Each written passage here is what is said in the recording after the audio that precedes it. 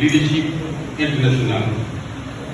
Comprenez ainsi, messieurs, dames, honorables invités, nous avons parmi nous quelqu'un qui aussi est vraiment un passionné, un professionnel de l'éducation.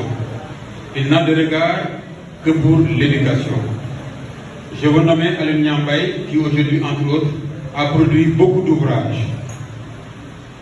Il est aussi passionné d'art, de peinture, de poésie. Vous pouvez vraiment lire et découvrir Harmattan Sénégal, son livre Africanitude, qu'il a produit et qu'il a présenté ici dans son institut. Il vient aussi de produire un livre intitulé La décentralisation au Sénégal de la politique au développement local. Dans tout son aspect, comprenez le local ou le global. Voici la vision de Alioune Niang Mbaye, très sobre, très succincte. C'est ce monsieur qu'on nous a envoyé ce matin et qui a bien voulu répondre à notre invitation, après nous avoir reçu bien sûr à l'Institut, coordonné avec ANDAT, les membres, et vraiment réorienter tout ce projet autour d'un thème sur refonder le social autour d'un développement axé sur des valeurs. Sans tarder, mesdames et messieurs, nous allons donner la parole au docteur Alioune Niang Mbaye, et je vous demande d'applaudir très fort s'il vous plaît. Donc, quand le docteur Alioune Niang Mbaye va terminer, nous allons faire ce qu'on appelle un tour de micro pour donner aux intervenants qui ont des témoignages et des interventions questionnaires autour du thème. Et les réponses finies par M. Alioune Niang Mbaye, nous allons remettre le micro au parrain de ce jour, M. le Président Abdoulaye Dièye, qui va clore la cérémonie et le point de presse se fera aussitôt après. Merci pour les journalistes qui ont tenu à faire le déplacement pour l'immortaliser. Monsieur Alioune Niang Mbaye, micro à vous. Merci beaucoup. Merci beaucoup. Messieurs les coordonnateurs de Siki Diopta et ANDAT, honorables invités, je vous rassure, c'est avec très grand plaisir, autant qu'honneur, que je sois avec vous pour discuter d'un thème qui certainement est une préoccupation pour vous, mais en tant qu'observateur à distance, je sais que vous avez un leader qui est fortement entré dans la vie sociale. Bon, cette honneur, c'est aussi lié au fait que très souvent, je prends de la distance avec les politiques. Pour la circonstance actuelle, c'est la première fois que je parlerai pour un homme politique. Et je donnerai après mes raisons de conviction. Vous savez, le thème que vous avez choisi, c'est très facile d'en discuter parce que vous avez le prétexte et le contexte. Et si tout le monde écoutait, ça facilite la tâche aussi. Hein? Alors, quand on prend le prétexte, on vous dit, vous venez parler au nom de ANDAT,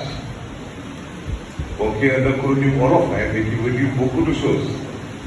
Mais au nom de Siki Diopta, n'importe qui, quand vous êtes élu de votre citoyenneté, vous serez à l'aise pour parler. D'abord, le mot ANDAT, acronyme Wolof, exalte ce qu'on appelle la reconnaissance. Et vous savez, la reconnaissance, elle est dérivée de la foi. Quelqu'un qui ne croit pas en Dieu ne va jamais être reconnaissant. C'est pour aller aussi dans une partie de votre thème de réflexion, le développement axé sur des valeurs. Alors quand j'ai interrogé personnellement Aïda et Top dans mon bureau, j'avais envie d'être dans votre association. Parce que, au-delà de l'élan nostalgique des personnes qui s'accompagnaient dans l'empire d'enfance, ils ont envie aujourd'hui d'éclore une utilité, c'est-à-dire mettre en valeur ce qu'un leader local produit pour sa localité. Mais moi, je vous dis, je vais vous surprendre, je suis un observateur à distance. Bon, comme j'ai l'habitude de dire, de me ça m'a beaucoup parlé. Quand j'ai entendu le label Siki Diopta à traverser la tire, j'avais envie d'être membre. Je vous le demande, Parce que le terme Siki Diopta, peut-être même ceux qui adhèrent ne savent pas exactement le sens. Siki, c'est-à-dire lever la tête. Mais quand quelqu'un lève la tête, d'abord, il a une vision comme la caméléon. Deuxièmement, quelqu'un qui lève la tête, c'est-à-dire qu'il est courageux pour dire qu'on ne va pas faire les choses sans moi. Ça, c'est un signe de courage. Mais il y a un troisième aspect dans le cycle d'Opta, c'est quoi? Vous ne pouvez pas y être si vous n'êtes pas porteur d'une vision. La vision, c'est ce que vous voulez faire de Thiès dans 5 ans, dans 10 ans. Et ça, je le dis en toute honnêteté, Thiès est en train de créer un nouveau leader au nom d'Ablaïdé. Qu'on l'accepte ou pas, c'est le leader. Alors, quand vous avez une vision pour Thiès, c'est très normal parce que vous savez que Thiès, c'est la ville lumière, c'est la ville qui a le goût, c'est la ville qui a le plus d'intellectuels, mais c'est la ville la moins série. Pourquoi on n'a pas cette Thiès? Parce que Thiès a toujours été dirigé par un leadership piégé.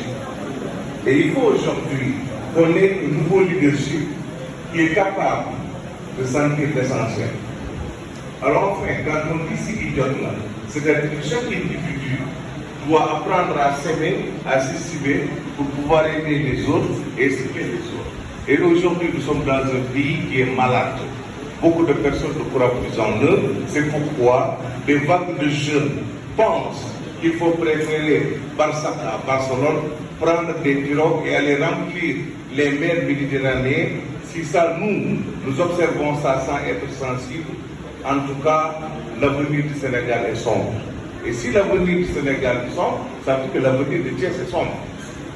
Il faut oser alors se mettre devant la réalité. Alors quand vous avez choisi ce thème, j'ai dit qu'il fallait aussi rappeler le contexte. J'aurais bien aimé le dire devant Ablaï, les Sénégalais sont fatigués, très fatigués. Les Sénégalais sont fatigués parce qu'il y a une aggravation de la pauvreté, du chômage, la perte d'autonomie des femmes, l'insécurité alimentaire qui est en train de se balloter un peu partout. Mais pas parce que nous n'avons pas des politiques cohérentes, mais parce que nous avons tout le monde. D'où la nécessité de rappeler le Sikigam. C'est-à-dire aujourd'hui, nous devons aller ensemble vers la capacité à produire des solutions collectives devant des problèmes collectifs qui nous interpellent. Ce contexte rappelle également un système politique où, excusez-moi du terme, nous avons plus pour la plupart de faux leaders. J'ai vu des maires qui n'ont même pas de toit chez eux, qui ne maîtrisent pas leur maison et qui prétendent être maires de leur ville. Et aujourd'hui, en tant que spécialiste de la décentralisation, je le dis avec courage, nous avons beaucoup de maires que j'appelle les maires du week-end, qui n'ont aucun réseau social chez eux, dans leur ville. Des maires qui ne sont pas capables de décoder les problèmes des populations, mais des maires qui sont trop distants des populations et qui ne savent même pas que quand vous avez le drapeau de maire, le turban de maire, vous êtes le serviteur de la population. La population ne doit pas vous servir. Je rêve pour qu'on ait vraiment des maires pareils. Je l'avais dit en toute leader, en toute honnêteté. Vous savez, quand nous parlons, nous nous mettons sur une dose de vérité, nous permettant de dire ce que nous sentons. Mais nous restons à l'écart, mais nous sommes de grands observateurs. Avec ce contexte, doit nous faire peur. On est dans un pays, il ne faut pas qu'on se trompe, où il y a beaucoup de difficultés. Mais la principale difficulté sur laquelle nous devons réfléchir est liée au fait qu'on peut se poser pourquoi aujourd'hui, de plus en plus, l'éthique est mise à l'épreuve. L'éthique est mise à l'épreuve parce que beaucoup de personnes entrent dans une situation, dans un contexte, dans un fait, sans y croire. Ça pose problème. D'ailleurs, je demanderai à tous les leaders de faire beaucoup attention aux courtisans, aux parasites et aux hommes de circonstance. Le courtisan, il arrive pour avoir des graines. Le courtisan, il est un destructeur. Il ne se sert que de ses intérêts. Mais aussi, il y a un autre aspect important. C'est que les hommes de circonstance, ils arrivent parce que vous avez le pouvoir, ils veulent s'enrichir. Mais ils ne te croient pas. Donc. Et ces hommes de circonstance, justement, on doit aujourd'hui travailler pour les sensibiliser pour qu'ils comprennent que chaque ville a besoin de leaders. Et aujourd'hui, les villes qui n'ont pas de leader vont bientôt disparaître. Voilà le contexte de votre texte. Et je l'ai dit tout à l'heure, le prétexte, vous avez un date qui exalte la reconnaissance, un date qui exerce l'envie d'aider, un date, comme vous l'avez dit Madame la Présidente, qui a envie de montrer la dimension sociale de votre leader politique. Mais un date aussi qui, dans une certaine mesure, rappelle le royaume de l'enfance, l'empire de l'enfance, où tout le monde était innocent, tout le monde était sincère, quel soit le pendant cette enfance, cette innocence, chacun essayait de servir l'autre. Et aujourd'hui, c'est ce que vous voulez reproduire. Mais je dis aussi que le simple fait d'entendre ce qui jotte là, ça nous envoie de l'altruisme qui nous permettra de comprendre que cette terre nous appartient. Personne ne la fera comprendre. Alors de là, je vais dans un deuxième temps vous m'entretenir avec vous sur la notion de social. Beaucoup de gens pensent que quand on parle de social, c'est de la charité. Alors que la charité doit être combattue parce que Dieu, en ayant donné à l'homme des faveurs, lui a couvert de valeurs et de faveurs. On ne veut pas que l'on donne à quelqu'un en le méprisant. On ne doit pas donner à quelqu'un en fossoyant sa dignité. Donc le social, ce n'est pas de la charité. Le social, ce n'est pas de l'aide. La première dimension du social que beaucoup de chercheurs ont abordée est liée au fait que chaque société a besoin d'un système où on retrouve la communication, les relations et enfin l'association. Les sociétés solides sont celles-là où les gens communiquent, les gens sont en relation et que la relation soit même bloquée dans une certaine historicité. Cette relation doit également être entretenue par un lien parental, par le voisinage. Ça, vous l'avez dit. Mais au-delà de la relation, il nous faut communiquer. La communication nous permet de définir ce que nous voulons, où est-ce que nous voulons aller et qu'est-ce que nous voulons faire ensemble. Et enfin, le dernier aspect, c'est quoi? On ne peut pas avoir un fait social dans une société. On ne peut pas convoquer le social dans un groupe lorsque les individus n'acceptent pas de se mettre dans un système de solidarité. Le système de solidarité, pour y revenir, c'est lorsque nous aurons une société à Thiès. Je n'ai pas besoin de parler du Sénégal, je suis Thiessois, je parle de Thiès. Je veux qu'à Thiès, qu'on ait une société où les puissants regardent les misérables comme des partenaires. Je veux une société où les riches regardent les pauvres comme des partenaires. Ceux qui ont le pouvoir comprennent qu'ils vont tôt ou tard perdre le pouvoir et regardent les autres comme des partenaires. Donc finalement, quand on parle de social, on met en place un système de partenariat où tout le monde accepte qu'on a des éléments parmi nous qui incarnent la crème et que cette crème accepte de se mettre au service de la société. La deuxième approche du social, elle est encore plus intéressante. Quand on parle du social, pour faire une petite synthèse, c'est quoi? Le social passe d'abord par la définition d'un système de solidarité. Quand il n'y a pas de solidarité, dans n'importe quel groupe, dans n'importe quelle société, dans n'importe quelle communauté, nous risquons d'avoir des clivages et des systèmes de compétition. Et les clivages et les systèmes de compétition font que maintenant, même sur le terrain politique, on a tendance à voir que les incompétents sont devant, les médiocres sont devant, et ceux qui n'ont aucun sens de l'éthique sont devant. C'est lié au fait que dans le cadre de ce que vous êtes en train de faire, il faut un système de solidarité. La solidarité, c'est comme une flamme. Elle est entretenue par Dieu. Même si les individus refusent de faire de la solidarité, refusent d'opter pour la solidarité elle est toujours maintenue par Dieu. Tout à l'heure, vous avez parlé de Serigne Sall, n'est-ce pas? Mais c'était un régulateur social. Il n'avait pas de barrière entre lui et les autres. Il était un médiateur spirituel, il était un médiateur social. Et il avait tendance à incarner un pôle d'expression de solidarité parce que tout ce qu'il récupérait, il le donnait aux autres. Ça, c'est Salim Touré. D'ailleurs, quand on parle de solidarité, il est important de rappeler la parole d'un sage en Pétidiane. Il disait que la richesse, ce n'est pas ce que vous possédez, mais la richesse, c'est ce que vous donnez aux autres.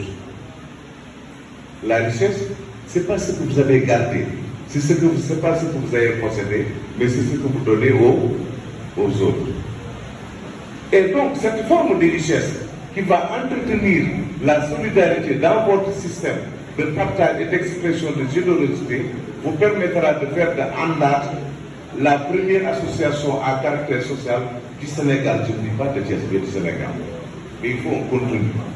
Ce contenu, vous le travaillerez en tenant compte de 4 composantes qui doivent être considérées au Sénégal.